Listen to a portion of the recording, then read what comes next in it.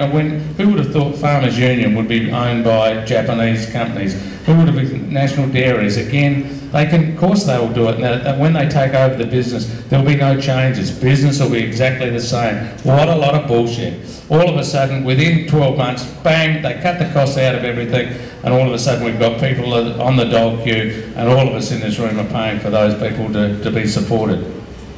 It's bad enough that, unfortunately, a lot of our farms are now being sold to the Chinese. They're smart enough to buy their food bowl for the future, and all of a sudden we've got a government that lets us sell our food bowl, and our future food will be owned by overseas companies if it continues.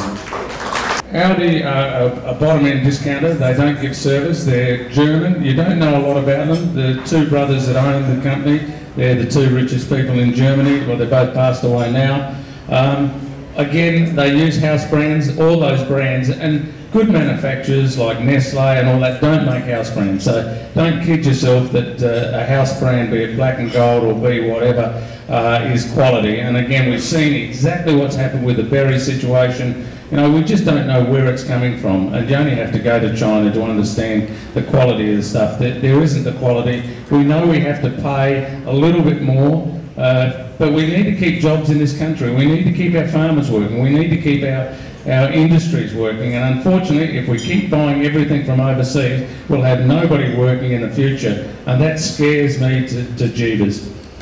Look, Dick is a great ambassador for Australia, but the biggest problem is we've got to get our consumer understanding that you may pay a little bit more for Australian products, but again, it's a quality product. And if we keep just bringing stuff from overseas, from Chile, from South Africa, from China, sure they can make it cheaper, but we're paying $25 an hour for a shop assistant. Over there, they're paying $25 a month.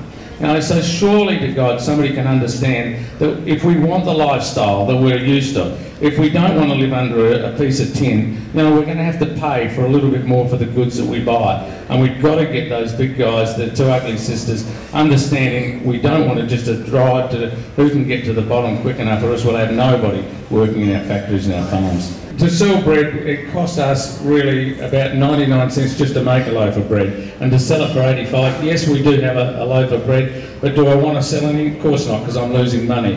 But all of a sudden, if we don't have our bakeries working, and we don't have those people, it just multiplies. And again, surely somebody's got to understand that these two, if they're making it up on, or they're losing on bread, they're picking it up on a product that's got their own name. I can compete with Coke and I can compete with Nescafe. Why do they have house brands? I can't match a Coles brand because I don't have a Coles brand. And they know that they can make that a lot cheaper overseas than what they can in Australia. They know that I can match them with Nescafe and I can match them with Coke or Cadbury's chocolate, but I can't match them with their own brand. And clearly, that's what they want. And that's why you're seeing, you walk into a Coles store and a Woolworths store, all you see is their own brands, and then clearly, that's because they don't want anybody else to match them.